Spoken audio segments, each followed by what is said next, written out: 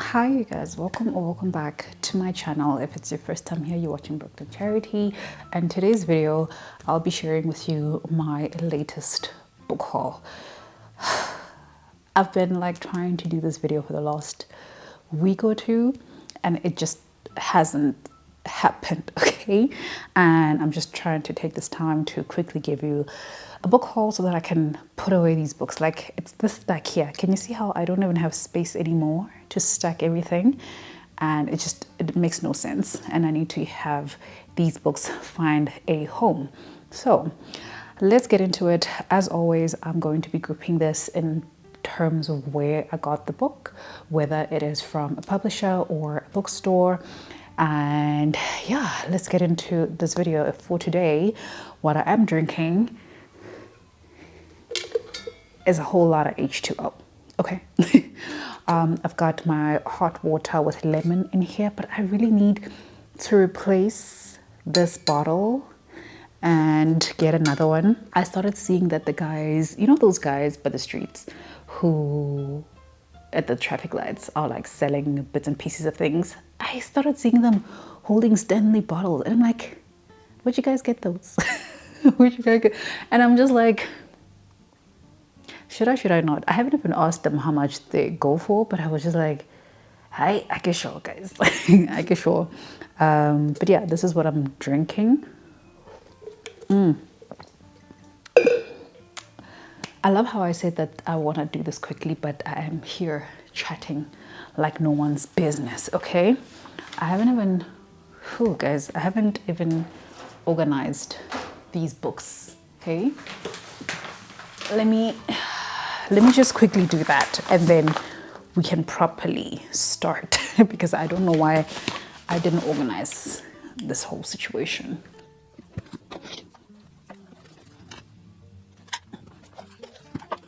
Okay, all right, we've got our stacks. First stack is from the people at Penguin Random House. Let's start with a book that I've already showed on my social media, and this book is actually on my June TBR. So this one is called The Vipers and it's by Katie Hayes. This one is like a mystery thriller and I am trying not to read the synopsis of all of these, but like things that could give you an idea of what to expect. In the front it says there's nothing deadlier than a family with everything to lose.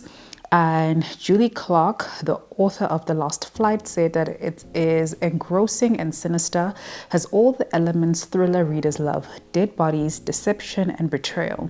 But at its core, this multi-layered story delves into the concepts of familial loyalty and generational trauma. A must-read for 2025. I feel like that gives you a good sense of what you can expect, and I'm gonna leave it at that because I do want to read this book quite soon, and whatever hazy memory I have of the synopsis is good enough to get me getting into it without any spoilers. And then they recently sent me a book. They sent me this book. When did I get this book? Last week. It was last week. The driver came to deliver it and I was like, oh, I'm excited. And now my June TBR is already set, guys. It's already set. So I'm gonna try to not pick this book up now because I have a lot of books that I want to get through, and I am trying really hard not to bring in my June books into July. So another thriller by my favorite thriller author, essentially, okay? And it's Frida McFadden. They've got a new book called The Tenant. I haven't read a physical book from Frida in such a long time because most of it's been on audio, and I think the only one that I read physically was The Housemaid, and then book 2 I read on my Kindle. Book 3 I haven't read from there, and then everything else that I read from her has been via audio. So I'm so excited to have a physical copy of The Tenant, and I can't wait to read it. Like, I can already tell, look, the chapters are short. I can already tell that I'm going to devour this one. okay? Yeah. Author's note, even though my books are thrillers, a genre that traditionally has dark elements, I do my best to keep them as family friendly as possible. As I do my best to keep them as family friendly as I possibly can. You're not going to come across any graphic scenes of violence or sex. Mostly because, in brackets, mostly because I know my family members will be reading. However, people have emotional responses to different things, and some of my books delve into more controversial topics.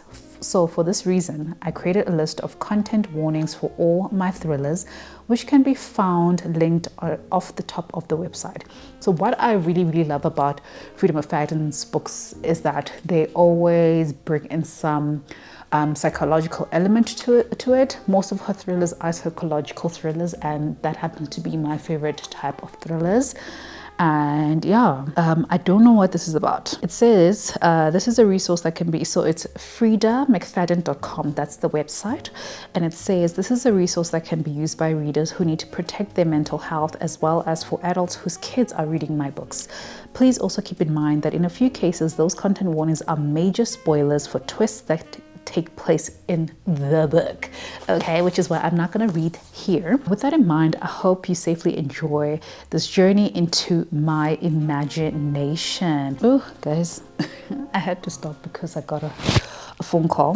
But yeah, I think I was talking about Frida, and I was saying how that she's one of my favorite thriller authors because she writes in my favorite thriller genre or subgenre, which is psychological thrillers.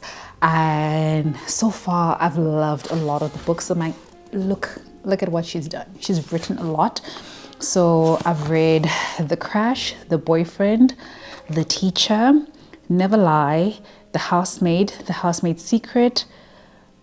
I think it's either I read Do Not Disturb or The Locked Door, one of them. Did I read One by One? I feel like I read One by One. I read The Wife Upstairs. I read The Surrogate Mother. I read like 10 books from Frida so far, and it's been a great track record, and she has a lot more books here, okay? And I can't wait to get into The Tenant and read it as my thriller / palate cleanser book, because I usually do read a lot of fantasy sci-fi books. And yeah, I'm looking forward to this one. Alice Feeney says that a real page turner with a brilliant twist that I did not see coming. Gripping from start to finish, The Tenant is so addictive, it should come with a warning. So yeah, and at the back it says there's no place like home ... Okay. I'm looking forward to this one. Thank you so much to the people at Penguin Random House for sending me these books. All right, the next book I have is from the people at Jonathan Ball Publishers. This one also I picked up from the office last week. I ripped it open so I know what's in here, and I did not know about this book. I did not expect this book. I did not even request this book because it was never there on the emails to request, right? But when I opened it, I was just like, this looks, first of all, it looks interesting. I don't even know what it sounds like because I haven't read the synopsis, but I love the way it looks. And this is an arc. This is an arc. This book has already came out, and it is a proof copy, and the book came out in April 2025.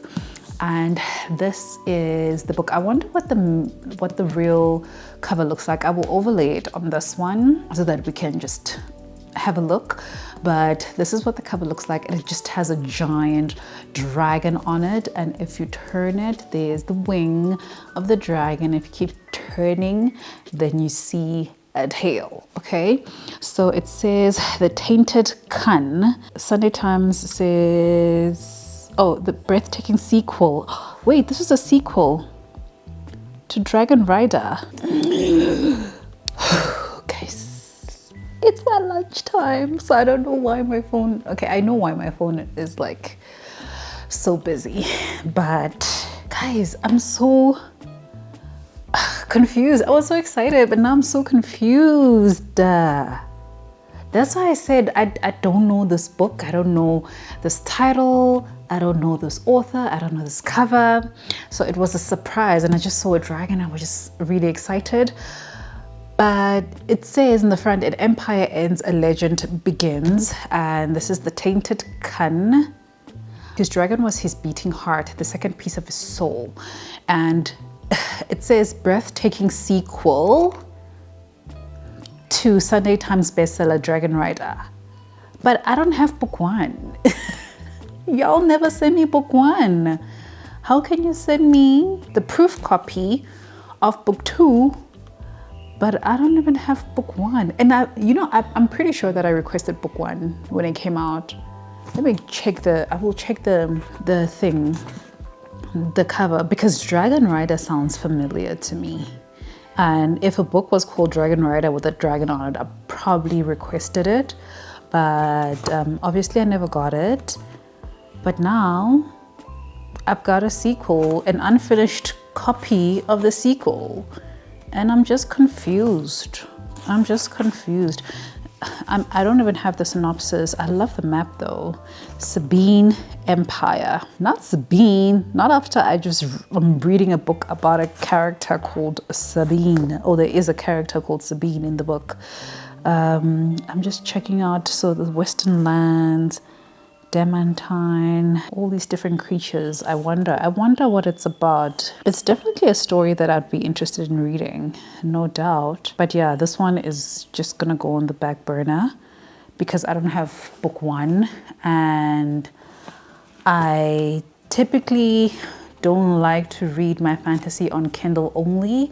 I only use my Kindle as a evening or morning read, but I always like to have the physical as well. So when I do fantasy, I always have 3 versions. I've got the physical, it always has to be a physical first, the audio, preferably, and then Kindle for ease of reading when I'm like traveling around, or like in the morning when I wake up and it's still dark and I want to read, but I don't want to switch on the light for my husband.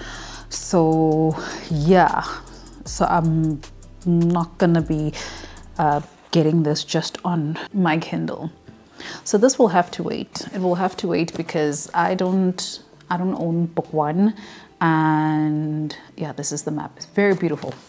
I don't own book 1, so I don't know anything about the story. So only when I get book 1, then I will go into this. But I think I also realized something about myself. I don't like proof copies.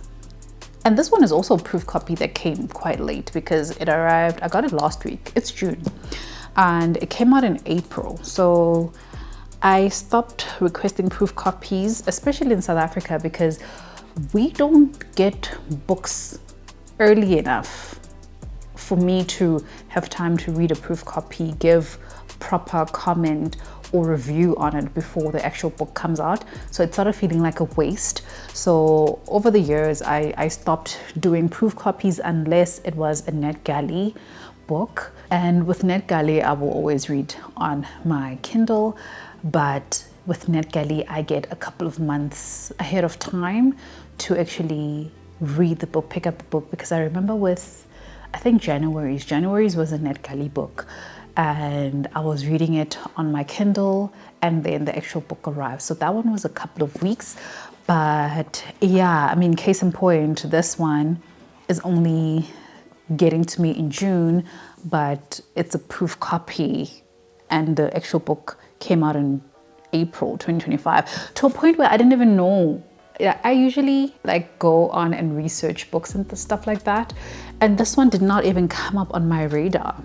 Maybe because I never read Dragon Rider, so this one never came up on my radar. By the way, this book is by Taran Mataru, and it is published by Harper Voyager. So yeah, I do love, even this proof cover is really pretty. I love the dragon. I love how the dragon wings are just going over the book. So it's a very pretty proof, very, very pretty proof. But yeah, it will have to sit on my shelves until I can get my hands on book one, and then yeah, then we'll take it from there. But yeah, thank you to the people at Jonathan Ball Publishers for sending me this book. Next up, I've got a book that was sent to me by Kwela Books, an imprint of NB Publishers, and I'm showing this. You guys have probably seen this on somewhere on my page, but I haven't talked about it in a book haul yet. And it is Making a Killing by Bonnie SP, and this is a cover. I also really like this cover a lot. And front it says a Winifred and Sylvie story. So we found out from going to the Kingsmead Book Festival, where I sat and listened to this author talk about the book, that it is going to be a series. So it makes sense for it to say a Winifred and Sylvie story. And at the back it says revenge is best served with a side of soot cookies. And I love that it is a South African based book written by a South African author, and yeah, I'm looking forward to it. It's also one that looks very quick to read. It's only 235 pages and it sounded so good. It's like small town, and the author said it's a cozy mystery or cozy thriller until it's not.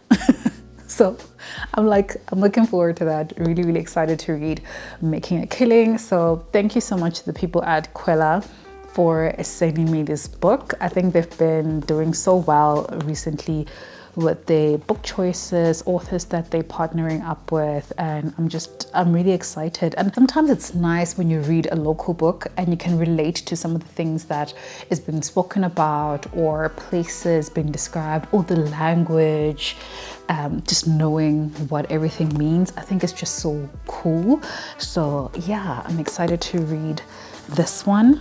And then from the people at Jacana Media, they sent me a message the other day asking, weeks ago, asking if they can send me a book. And I was like, sure, you can do that. And they did. And it is a book by Michelle Kekana called The Fragile Mental Health of Strong Women. And this really intrigued me when it landed. It's also a very short one, just over 200 pages, let's say 210. And it is talking about, let me actually read it, okay? It says, Black women are labeled as strong. Their tears often seem as indulgent. Their suffering expected to have an imminent expiration date. In Michelle Kekana's ambitious debut, 3 modern South African women find themselves brought to a breaking point as they navigate the complexities of life, love, and mental health. Utterly engrossing from the first page, The Fragile Mental Health of Strong Women is a bold exploration of what it means to be strong. So yeah, I'm looking forward to this. I think it's gonna be very intriguing to read, and I think it's gonna be very relatable. So yeah, I'm looking forward to this. And I also really like this cover. I like the cover as well. The colors and the way that the words are almost like being squished by all these different sections. Like if you have a look, fragile is like very tight in there. It feels almost like you're being squished up. And I like how everything is almost like weaving like this, like it's not even, is this what I feel like right now? Maybe I'm projecting, like this is how I feel like this cover. But yeah, thank you so much to the people at Jacana Media for sending me this book. And then I've got a nice stack from the people at Pan Macmillan. Ooh, Pan Macmillan are like my book bays. They are book bays. They are so good at sending me like books that I am very interested in. So first up, I've got Mismatched. This is a graphic novel by Anne Camlin, and it's illustrated by Isadora Zerafino. And oh, the illustrations, so beautiful. I love the colorway. needed to wait for that airplane. I love the colorway, very, very pretty. It's following our main character. His name is Evan, almost said Nick. His name is Evan. He is a beauty influencer. He's in high school, I think like 17, and he's like part of this queer society where he's the president. He loves to organize events and things like that. He's very sure of himself. He's very confident, but he's also like full of himself. He's a bit cocky as well, and his characteristics are a little bit unlikable because he's just so full of himself. But there's other characters that get introduced into the book which I really, really enjoy, like this guy over here. This is the best friend. Love him to bits. And where's the new girl? This is the new girl who started off at the school. She's very shy, very nerdy, and Evan takes it upon himself to quote unquote fix her image, and she didn't find anything wrong with her image, and he feels like no, she needs a glow up and things like that. So he can be a little bit annoying, but there are characters in here that are really, really lovable.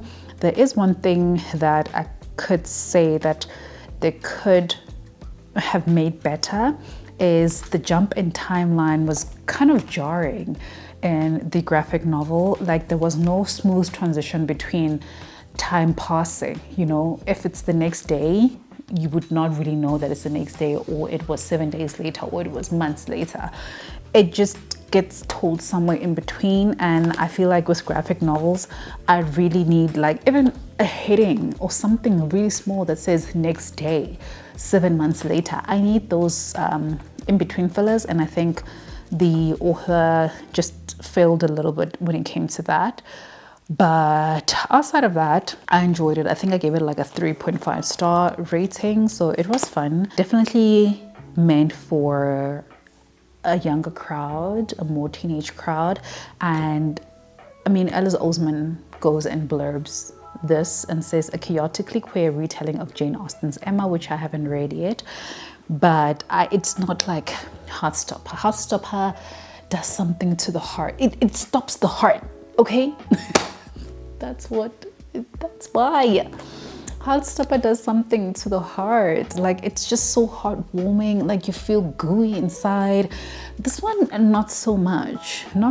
So I don't know if there's gonna be more graphic novels that follow. If there are, I would really like the author to kind of look at, you know, the pacing of the book and a bit more on the storytelling and solidifying that.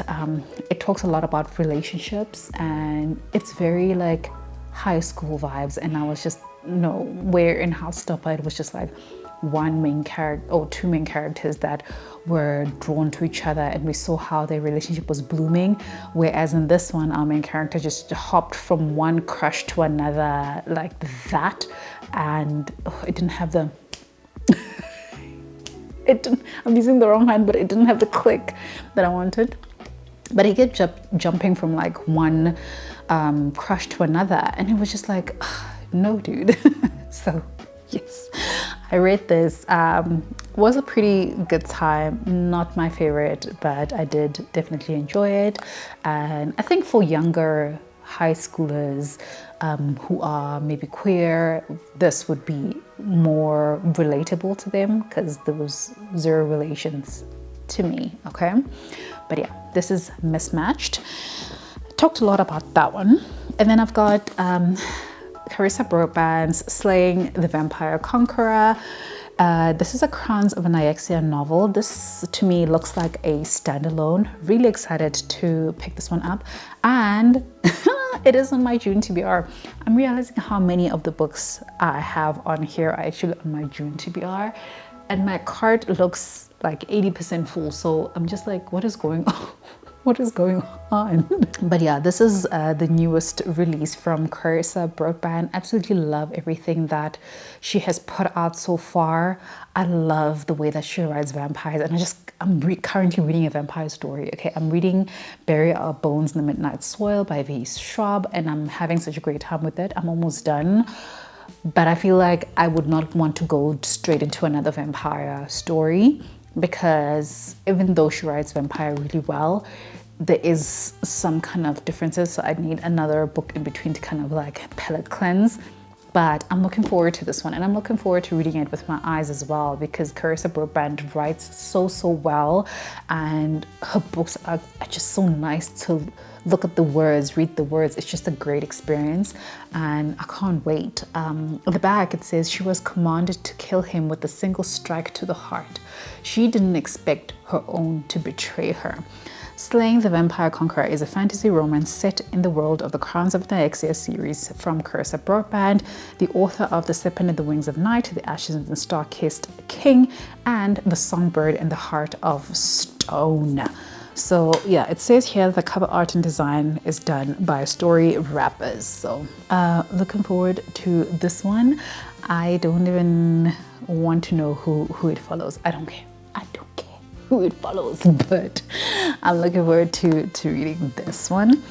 And then another book that I requested from Pan when I was attending the King's Meet Festival. If you watch this vlog, you will know that Pan Macmillan sponsored my trip there, and they asked if we can pick one book, and I picked this one, Patient 12A by Lesedi Molefe, and this one is a non-fiction. Okay, it says Patient 12A is Lesedi Molefe's absorbing memoir reflecting on his time spent in a psychiatric clinic in 2016.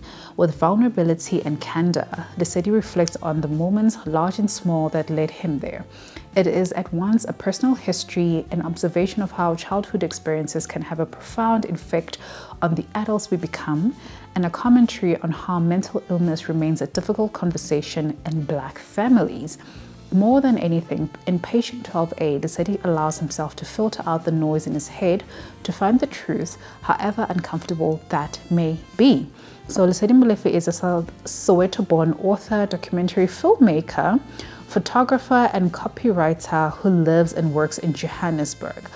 Patient 12A is his first book. I actually didn't know this about him, but yeah, I'm looking forward to reading this as much as you could look forward to reading a memoir about mental health, and I'm interested to seeing what he captures in the book. I know that Umpili really enjoyed the book, and for me, attending the session that he was speaking in at King's Meet, it made me even more excited to read the book as well. So yes, I've got Patient 12A. And then the last book, it's not actually a book published or even distributed by Pan Macmillan. It's actually published, I see, by Jonathan Ball Publishers, but I got the book because of Pan Macmillan. So I don't know, I give the credit to Pan. So when we went there, they also offered a voucher to exclusive books, and you could buy any book that you want. And I did go shopping around, and after listening to the conversation in one of the sessions that I attended, which was my favorite session about religion and spirituality, I just had to have this book. Okay, I had to have this book, and it is Journey Kwantu, and it is by Vusumzi Ngande, and it says Exploring African Spirituality and Identity. Kwantu means home, so journey home. Okay. For decades, African spirituality has been demonized or met with suspicion. Many people find themselves at a crossroads that has them questioning their religion, their religious upbringing, while trying to understand their place within African spiritual practice. There are those who have to choose between being a believer, usually in the Christian faith, or believing in their ancestors. As the cultural trajectory of the world shifts, more people desire a deeper understanding of ancestral practices, their history, and their relevance to modern life. Journey Kwantu is inspired by Vusumzi Ngande's popular podcast of the same name that delves into South African spiritual identity, showing how it has evolved over hundreds of years. The book is rooted in extensive historical research, which I love, lived experiences, and interviews with healers, teachers, and ordinary people trying to live their truth. With a unique ability to simplify complex issues, the author endeavors to answer taboo questions like who are we, and how did we come to believe And how did we come to believe what we believe? In the process, he deals with challenges he has struggled with on his own spiritual journey, from death, the afterlife, the authority of ancestors versus the power of God, to more practical matters like performing rituals in urban areas and understanding lineage and its impact on one's spiritual life.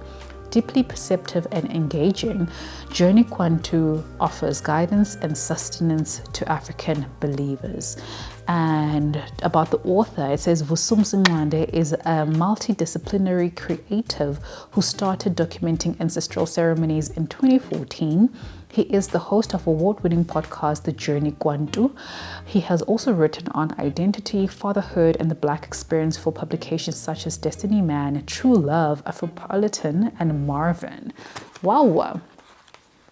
Interesting. And like the first time I met him was at this event. Ooh, I hope I got everything. My memory card got full. But interesting story, interesting book, interesting conversation. And I didn't even know about this author until I attended the event. So I'm really looking forward to reading what he has written about. Whew, okay, let's try to wrap this up. Thank you so much to the people at Pan for sending me all these books. The next stack I have, this one is all the books that I've recently purchased. I'm not gonna talk too much because I keep running out of space. My phone keeps ringing. It's just a whole mess, okay? First one I wanna show you is a graphic novel published by Bloomsbury, and it is a children's graphic novel. I don't even know the time, or not the time, but the age group it is meant for, but I saw this at Reader's Warehouse when they were having their 50% sale, and I wanted to get something for my daughter, so I paged through it and see if it was something that she would be able to read, and I'm like, okay, I think she can read this. And this is Pablo and Splash. I think this is the first one. This is the first book that Sheena Dempsey wrote. I saw this a second book now, which is a little bit hard to find, and on Amazon they're selling it for like 500 and I'm like, nope, not yet. But you'll see there's a bookmark because my daughter is actually reading it. She's almost done with it. Guys, when I tell you, I've never seen my child so intrigued by a book. She's got lots of books. I've bought her a lot of books and collected a lot of books for her throughout the years, and she has really gotten into her reading. Like, she's read so many school books this year, but for most of the time that's what she's been reading, right? And I've always been looking for something interesting for her to find, and not just reading for school, but reading for pleasure. And when I got her this book, literally the first day that she got this book, she started reading it and she was just giggling because it's quite funny. And I actually feel like I want to read this for myself as well. I have been loosely following the story with her, but we follow these two penguins, Pablo and Splash. And it starts off with Splash feeling like, you know what, I'm tired of living in this icy, cold place. Like, I'm shivering. He's a penguin, okay? He should be okay. That's what Pablo says. But he's there with a jacket and a scarf.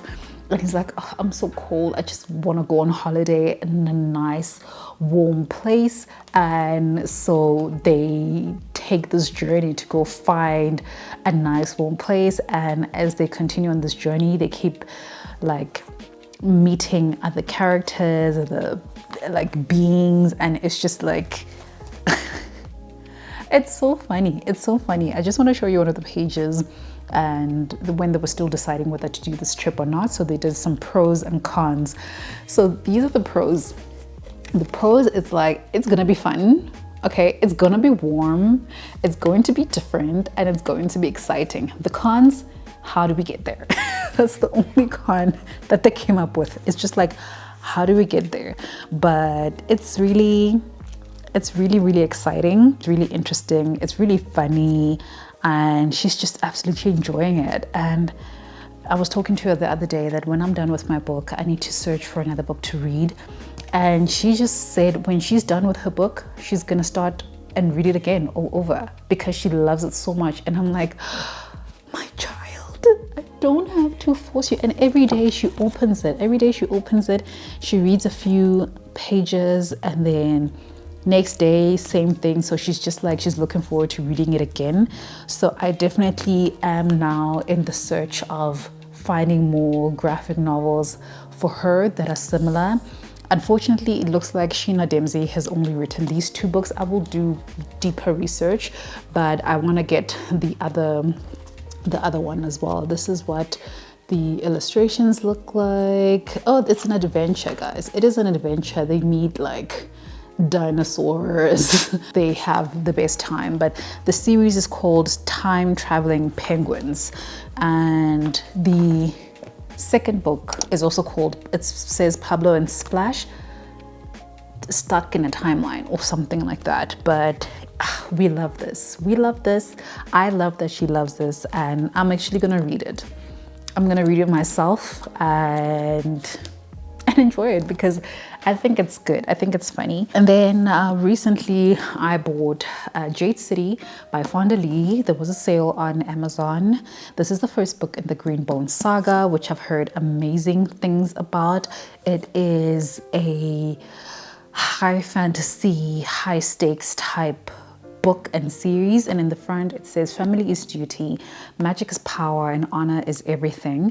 It was shortlisted for the Locus and Nebula Awards in 2018, and Ken Liu says that it is an epic drama reminiscent of the best classic Hong Kong gangster films but taking place in a fantasy metropolis so gritty and well imagined that you'll forget you're reading a book. So this is exactly how I intend to feel when I'm reading Jade City. So I'm really excited for this one. This is also on my June TBR, and I think I've got the audiobook already like saved up for this, so I can't wait. I'm really excited. And then also from Amazon, I picked up Queen of Shadows by Sarah J. Maas. This one is book 4 in the Throne of Glass series, which I'm in the middle of. But I was missing this book. I finished book 3 in May, and I definitely want to continue with this month. This is also on my June TBR. That's why I said a lot of books actually that are here are actually part of my June TBR as well. But I've really enjoyed book 3. I feel like it was my favorite so far.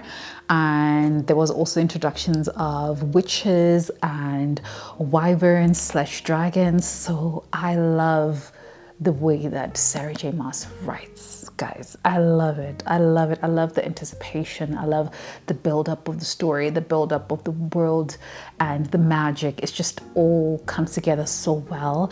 And I'm starting to see why people also really like this series. So yeah, so far I've read Throne of Glass, Crown of Midnight, Heir of Fire. I'm about to pick up Queen of Shadows, and then I'll have Empire of Storms, Tower of Dawn, and Kingdom of Ash to read. Which one am I missing? I'm missing Tower of Dawn.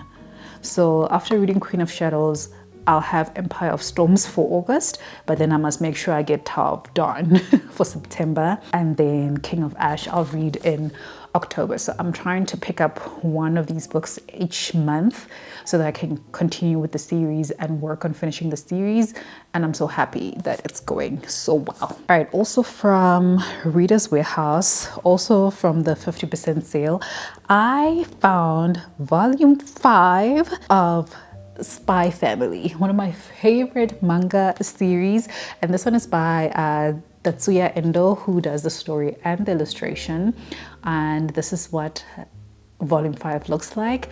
I bought this one, right, but I still don't have volumes 3 and 4, so I still need to get those ones. I'm kind of stuck with the story in terms of reading it, but in terms of watching it, I've already surpassed this section, and I love this. I love this. I love the way that the Tatsuya Endo has like illustrated the story. I love the silliness of it. It's very funny as well. So yeah, really interested in this one. My battery's flashing. I've been talking too much. And the last book I want to share with you guys is volume 2 of Lore Olympus, also from Reader's Warehouse, also at 50% off. I've been meaning to get back to this as well. I've tried to read volume 2 on Kindle. It just doesn't work, man. I need this. This is what I need. This is what I need. The illustrations are not my favorites. Like, they do focus more on the blues, purples, and pink or red hues, but the story is quite interesting. And this one is by Rachel Smith. So yeah, this is all the books that I bought myself. So yes, if you guys have made it this far and the video, please leave me a green gem emoji for Jade City if you can find it, and I will be seeing you guys in my next video. Remember to subscribe to my channel if you haven't done so already. Like this video down below if you enjoyed it, and I will see you soon. Bye.